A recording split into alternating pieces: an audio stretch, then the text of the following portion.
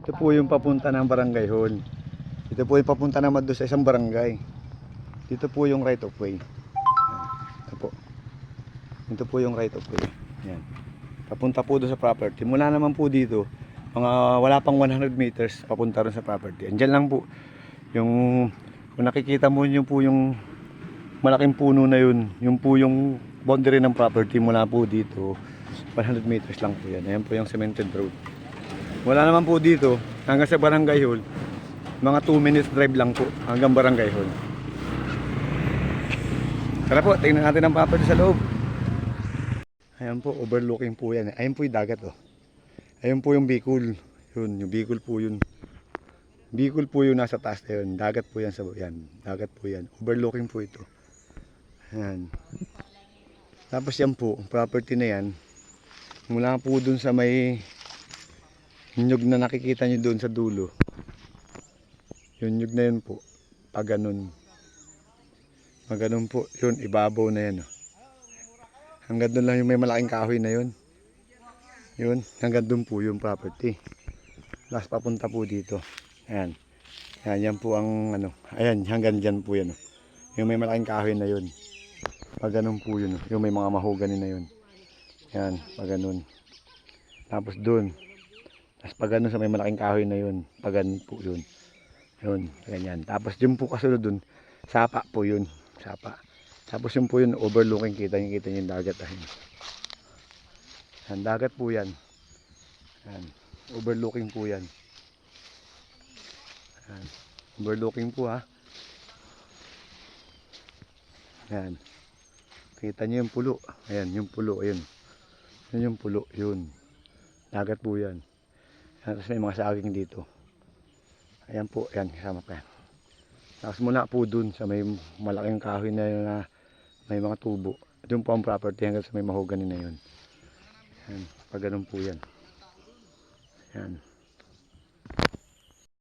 Ayan po ang boundary yan. Sa likod lang yung malaking santol yan ay. Santol po yan. Kabila pa para po santol na yan ang boundary. Tapos pag ganun. Ayan. Ayan po. Hanggang dito. Kaya sa ako bagay mo na yan, pare. Ito mo na yan. Yung ano lang, baba. Hanggang saan?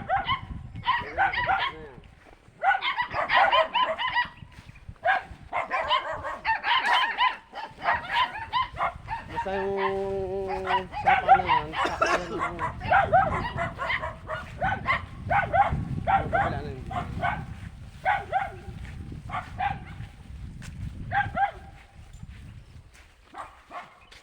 Yan pong sapa lang na yan. Yan. Yan, yan po ang pinaka-boundary. Pag ganun. Pag ganun. Yung sa kahoy na yan. Pag ganun na po yan, kadugso na po yung may malaking mangga. Yan. Tapos ito, wala po dito. Hanggang doon sa may malaking puno doon. Yun na po yun. Yun na po ang pinaka-boundary nito. Yung mga kasama. Ito po yung property na 9.8 hectares, Ginyangan, Quezon.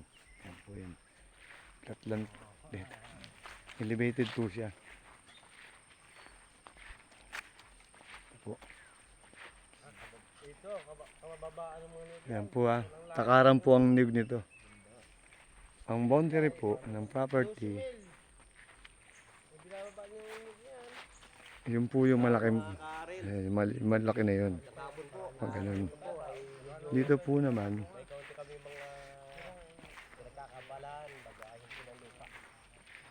ito po naman property, magsisimula po yan dun sa may buli na yan.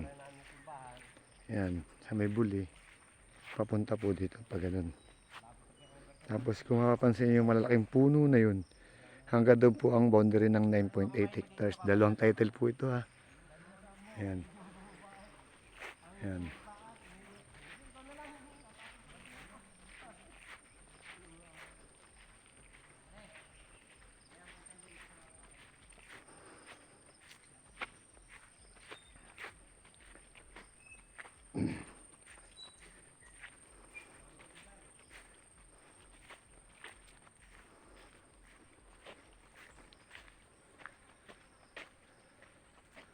Yan. Mula po dito, pag ganun, tsaka pag ganun, ang property, pag ganyan. Mula naman po dito sa boundary, hanggang dyan sa kalsada, 100 meters, pero right of way po ito. Ayan. Right of way po yan, pasok po sa sakyan dito. Ang nyug po nito nasa kulang na 1.5 pakaran. Nakaka 12 mil po ang anin to buo sa every 60 days. Na malaki po Indian Mango, mahogany. Ayan. Tapos ang nyugan po nila ay nandun. Kung gusto niyo pong bahay dito, dito po sa part na to. Ayan.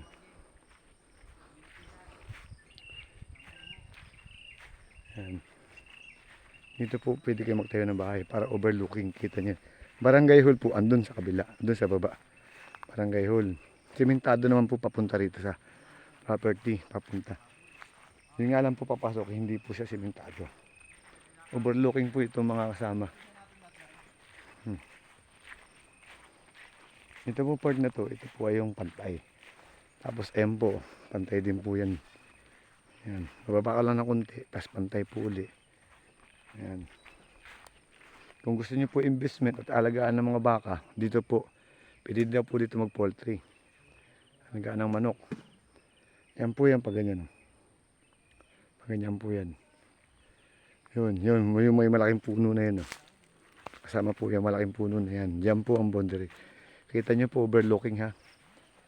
Ayun po yung dagat. Yan po dagat po yan. Dagat po, overlooking po yan. Dagat yan, kita nyo ha.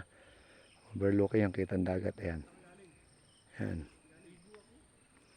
Yan. Papunta po dito sa baba. Kaya sama mo na ako dito.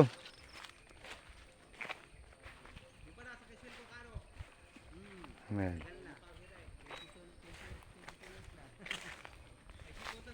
Ayan po. Punta po tayo sa isang pantay. Ito po yung pinakamaling mangga. Mangga po yan.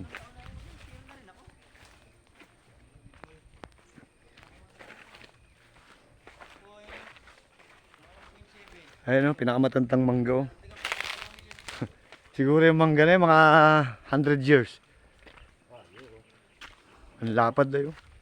Hindi kayang yapusin ng isang tao yung mangga o. Ayan. Hindi kayang yapusin. Kahit dalawang tao. Dalawang tao. Ito po mangga. Ayan. Pinakamatanda po. Bumubunga. Bumubunga. Mga ilang taon na ito? Hindi lang po 40 years yan. Palagi natin 70, 60. Pinitas ako ng 700 kilo yan. Pusang. Dito do. Ito lang, isa puro lang. Mangga to, mangga hindi dyan Mingo. Kalabaw. O manggang kalabaw daw po ito. Napipitasan po daw to ng 700 kilos pag panahon ng tag-ani.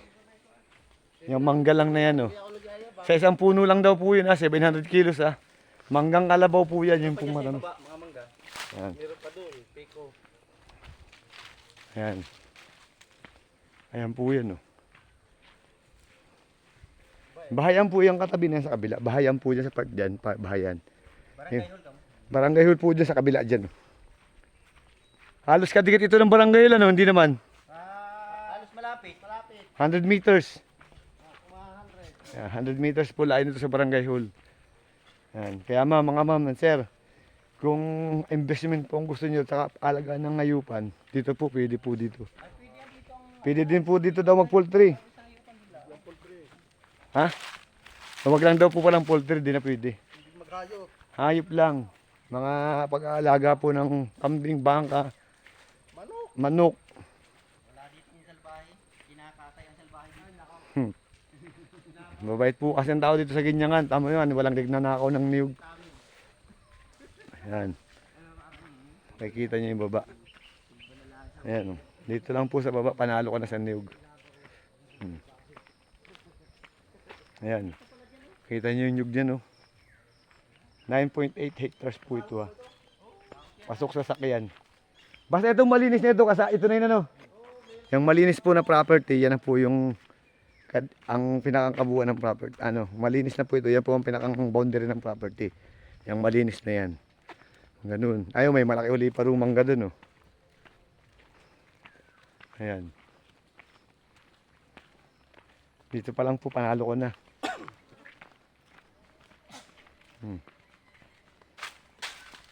Pwede ba nakakita yung sapa, kuya? Malayo. Pwede natin makita yung sapa? Malayo pa. Malayo pa daw. Pero hindi natin mararating. Mararating namin. Kadikit po nung sapa yung property. Ayan.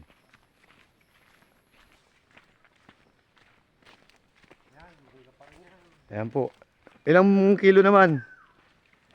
Ano lang yan, nagawti yan. Ito ay manggang piko. Piko. Ito po daw yung manggang piko. Pero nakaka 400 daw po yan pag aani. Pag yung tag bunga. Ayan po, kita niyo yan ha. Oh. Ayan. Yan pa yung papunta sa taglakas ang nyug niyan. Ayan po. Ano yan, ano ba? Lalo pag na-clear yan. Ayan. Ang ganda po ng... Ito, piko pa dito. Ang ganda oh. Tatlo pala yan eh. Ang ganda ng pisto. Nyug, bubaba. Nagbaba ng nyug oh. Ayan. Bubaba po lang yun. Maganda pa ito. Ay, nako. Malakas pa yan. Mga paano pa yan. Po, pupunta po kami doon sa ilog na hindi nakakatihan. 200. Na pwedeng liguan. Talaga yan. Hindi daw po nakakati yung... Ay, Oo, nako, ayan. di kumate. Sa dami po ng niyog oh. Sa niyog pa lang panalo ka na. Sa palakas pati yan, hindi sa pahina. Ay, nako. Bunga niya. Ay, ito pag ito yung nag-antigo. Ang 20 mil dyan ay pinakamahina. Sa 45 days, 60 days. Sa 45. 45 days to po, nakaka 20 mil. Hmm. Pinakamahina na yan. Pag ito yung nag-antigo. Ayan. Ito pa eh, hindi pa antigo eh. Nakaka-12 na yan eh. Ayan po. Ayan ang sapa. Yan, yan. Ayan ang sapa na hindi nakakatihan mga ma'am. Mga kasama. Dito, pwedeng pagtayuan dyan ng silsa ito. Sa bungad. Oh, do, sa babaw. Kasi babaw, yung pinagtambay ng motor natin. Mm. Receiver, yeah, kayang-kaya yan. Kung hindi nga ito kailangan ninyo. Do, sako pa ito. Ganda, ito, ayan. Ito malaki. Ayan o. Ito, yan, yan. So, yan. Kasama pa pa rin po yung mangga. Yan ang pinaka-boundary. Yan. Yan ang boundary, yung puno na yan. So, Yung puno na yan po, yan ang boundary. Tapos pag ano na. papunta doon. Pag yan, basta yung malinis po na yan. Yan po ang boundary. Tapos kasama pa po yung puno na yan. Yung manggang malaki na yan. Kalabaw din niya pare ano? Kalabaw, kalabaw. Tapos ito na po yung sapa. Yan na. Mga ilan ang kalabaw dito pare? Ha? Manggang kalabaw. Dalawa. Apat na piko. Dalag ko dyan. Ayan po. Ayan. Kaya lang ginawang liguan po ng kalabaw yan. Pero malinis po yan. Ayan po. Running water po yan. Oh. Ayan po. Kasama pa po yung taas na yan. Kasama pa po yung taas na yan. Ayan. Hindi na po kami nakakit dun. Masyado na pong ano yun. Ito lang, tama na po tayo dito lang. Ayan. Ito, liguan namin. Ito po dito sila naliligo. Ayan. Hindi po nakakatihan yan. Yan. Hindi po nakakati yan. Bukal ka mo. Bukal po talaga yan. Ayan. Kung tubig lang po talaga ang hanap mo na ano. Ayan. Ayan po. Ayan. Ayan. Tabi-tabi po ha. Ayan po. Ito nga gustong kunin ng ano, ng barangay. Ayan. Source ng tubig. Ito yung hindi nakakati. Hindi lang po nga Ayan. ito pero Ang ganda na ang tubig yan. Hindi na lang. Yan, hindi na ano. Hindi na iga. Hindi na iga. Nako. bukal nga yan, bukal. Walang tigil ng tubig yan. Ay, dito. Pero ito yung mataas na parte na. Oo. Mataas na ito. Ayan po. Ayan. Kasama po po yung taas dyan hanggang dun. Pwede pa tayo mag... Eh, pwede sila magmanukan din dyan. Pwede. Malalak yan.